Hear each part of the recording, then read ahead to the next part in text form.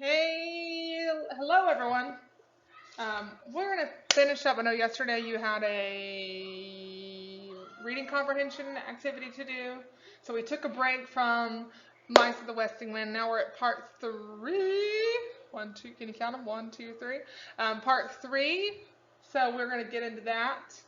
And instead of doing your workbook pages today, you're gonna have a Google form for your grade. So let's go on with our vocabulary. Well, we're gonna go over actually review. So Um, what problem do Oliver and Charles have? So we already said they need to get off the island so they can find the pirate hideout. All right. But come on. There we go. What is Charles's solution to the problem? He wants to build a hot air balloon with a boat attached. How does the island rule help Oliver and Charles with their hot air balloon? All the island creatures help Oliver and Charles build the hot air balloon. And why don't Oliver and Charles leave right after the balloon is built? And remember, there was a feast that helped they build, prepared for them to enjoy. So let's do our vocabulary now. All right, keep clicking the wrong side of the mouse. There we go. All right, cautiously is the word. He climbed the steep hill cautiously so that he would not fall. Is that not done with great care or done with great care? So obviously, you're taking care so that you will not. Droplets of water sometimes form on the outside of a glass of iced lemonade. Is that very small drops or very large drops? So that word "lets" at the end kind of lets you know that it's a small droplets. Okay. When Dad stopped the car suddenly, we lurched forward. Is that an abrupt movement or a slow and steady movement? So if Dad stopped the car suddenly, you would move forward abruptly, which means short. You would not go, "Oh, the car has stopped." You would do it very fast. All right, so that's what that one means. Updraft. The updraft of air helped the kite fly better. So look at the root word is draft. The prefix is up. Well, it's not prefix, but it's a compound word with two words in it. Sorry about that. Updraft. So a current of air moving downward or upward. Upward. There we go. Okay. So we already answered this one. How does the island rule? The rule is that all the creatures pitch in to build the hot air balloon. And they don't leave right afterwards because they are having a... All right, so what we're going to do is I'm going to read whoosh on page 169. I'm going to read to you the last section of the story. And then you can do your, we'll have a couple more questions, and then you can do your Google form. Whoosh! The cloud of approaching bats darkened the moonlight as they flapped their way down to the beach. All right, remember, they have not taken off yet when we start this part of the story. So the bats are coming to help them fly away. Emilio must have brought every bat on the island, said Oliver. We may need them all, said Charles. The bats squeaked greetings to their friends and sampled leftovers from the feast. Then they inspected the balloon. All right, so I'm on page 169 if you want to go grab your reading book. We can read together. Great mosquito mush, said Emilio, still smacking his lips. Is that your wife's recipe, Bufo? The tall tree frog smiled and grunted. Uh-huh.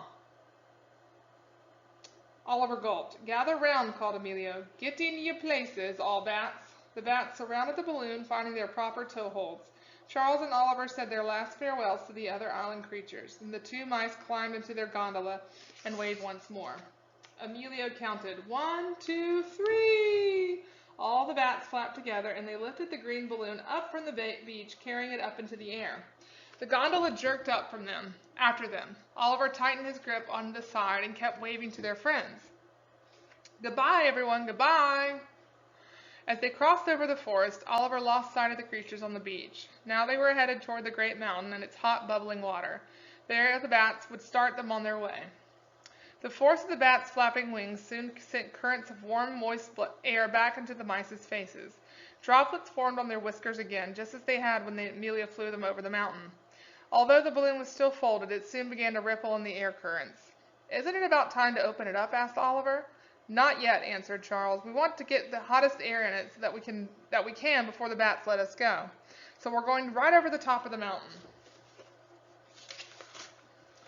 "Dear me," said Oliver. "I hope they can control it in that blast. Better get a good grip, Oliver. We could be in for a rough ride." "Now you tell me," said Oliver. They drew closer and closer to the upper edge of the mountain.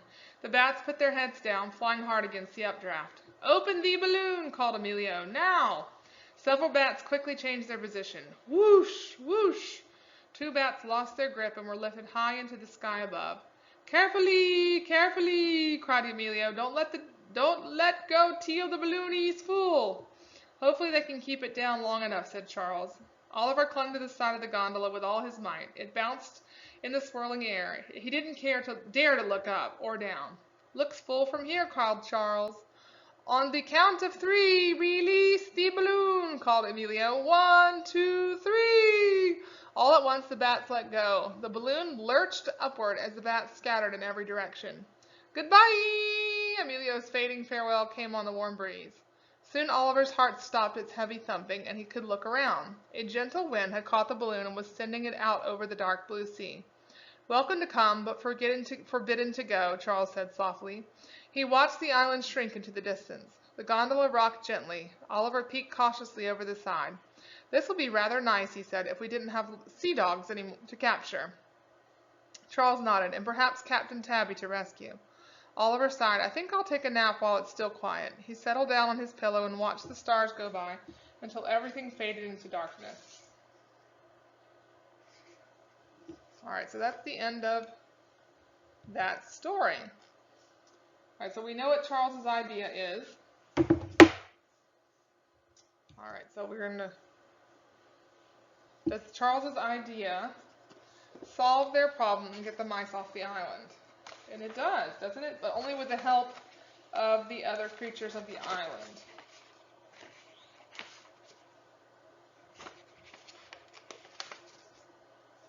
Okay.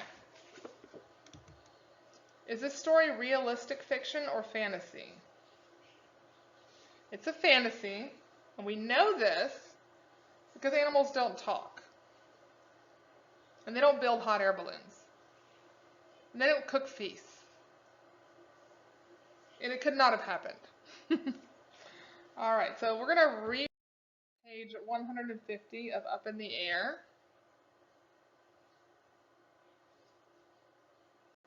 Reread page 150 of Up in the Air. Do you think Charles's idea would have worked in real life? All right, so let's turn to 150.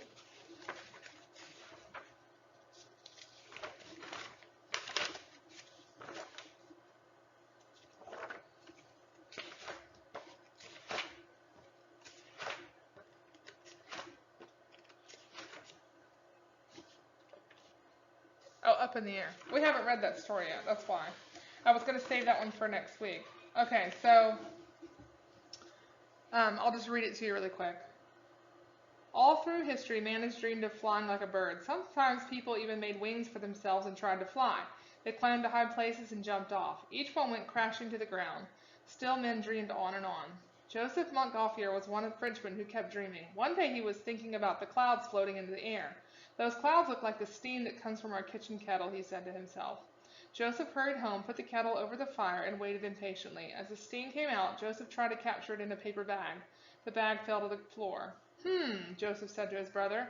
"Clouds are like smoke, too. Let's fill a paper bag with smoke." All right, so do you think Charles's idea would have worked in real life? And it says, no, steam did not work for Joseph Montgolfier and Up in the Air because the water condensed when it cooled. The cool water droplets made the bag wet and heavy, so it could not fly. So on page 170 of the story that we just read, it shows that Charles's idea would not work in real life.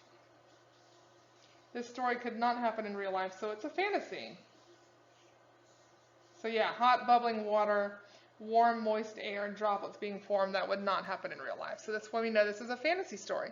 All right, so your task now, you don't have to worry about doing pages, the next 4 pages in your workbook.